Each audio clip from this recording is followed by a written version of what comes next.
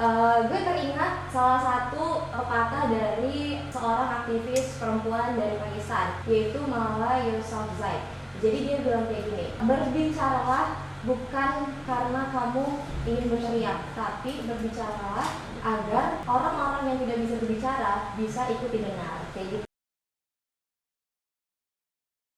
Hai, nama gue Maudia Prodita. Sekarang gue lagi sibuk nyusun skripsi sama ngurus kos-kosan aja sih.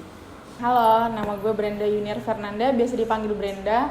Kegiatannya sekarang lagi buat skripsi aja karena mahasiswa akhir, paling organisasi dikit-dikit lah. Jadi nama gue Jessica Marsha, biasa dipanggil JJ. Terus kegiatan gue sekarang freelancer as a copywriter. Jadi yang butuh-butuh copywriter bisa hubungin gue. Nama gue Melani, kegiatan gue sehari-hari sebagai kasir sekaligus baristanya juga. Halo semuanya, nama gue Adiana.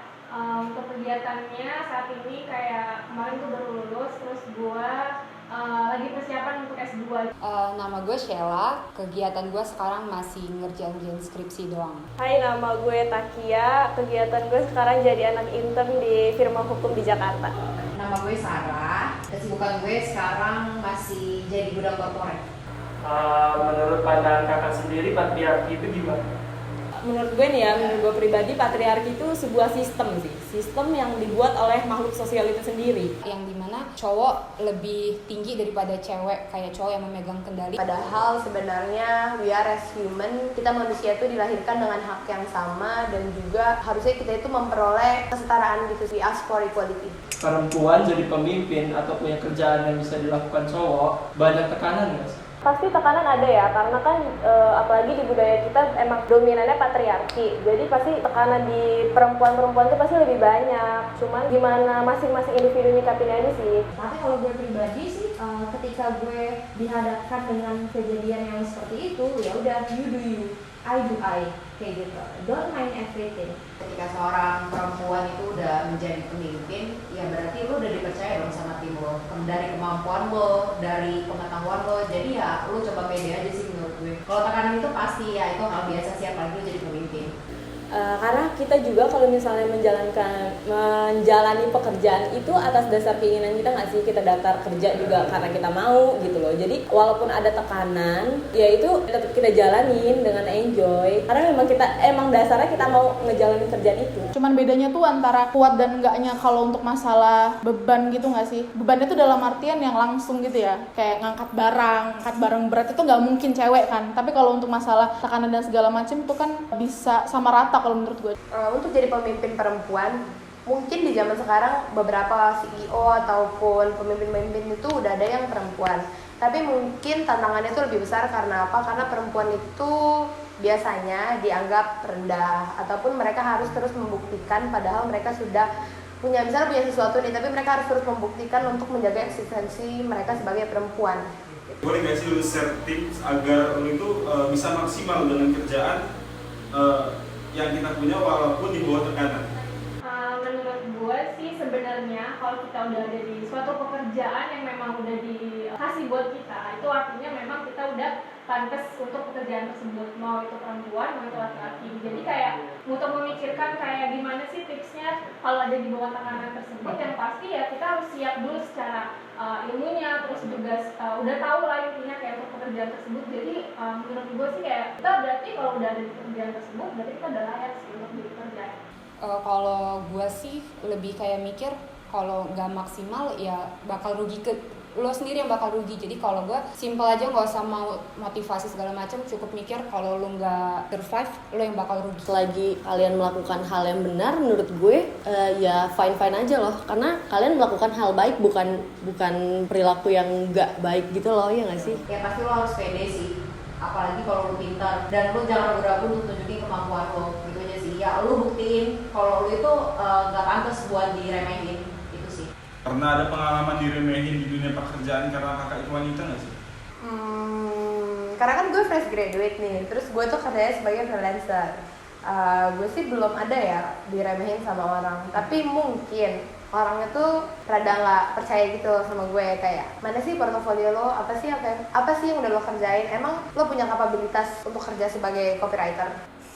Pernah, tapi gue belum bekerja. Jadi waktu itu gue pernah pengen daftar jadi ketua OSIS, tapi di sekolah gue dulu kayak nggak ngebolehin kalau OSIS itu menjadi ketua OSISnya cewek. Gue daftar, terus kayak kenapa ya nggak bisa gitu. Tapi kayak setelah berpikir-pikir dikasih tahu, oh ya udah gitu. Cuma bisa ngomong ya udah doang sih.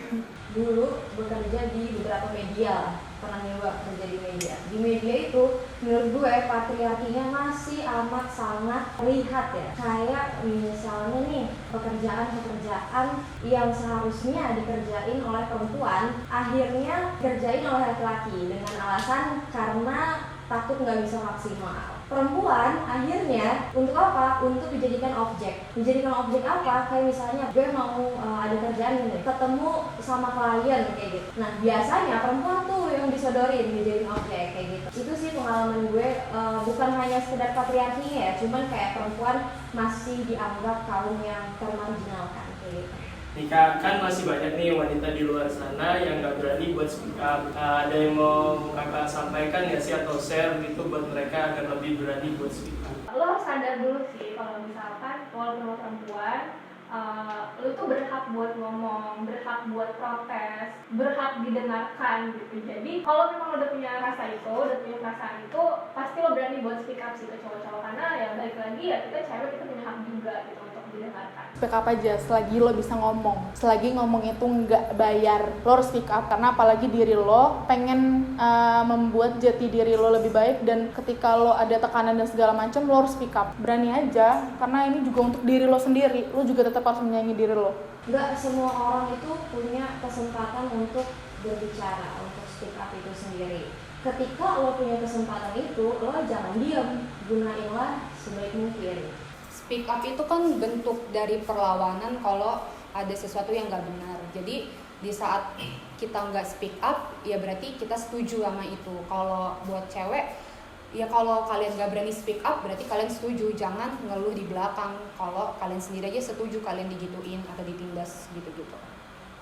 Menurut gue kita sebagai perempuan kayak ya udah lo jadi diri lo sendiri aja. Lo mau pakai baju terbuka ya udah itu badan lo. Dan kalau misalnya emang lo apalagi yang ngerokok gitu, terus lo di daerah lo tinggal lo masih malu-malu karena takut ketemu orang gitu, ya kenapa gitu, karena itu diri lo gitu nggak sih? Menurut kakak nih ya, kenapa sih ada orang-orang yang ngeremehin karena gender gitu?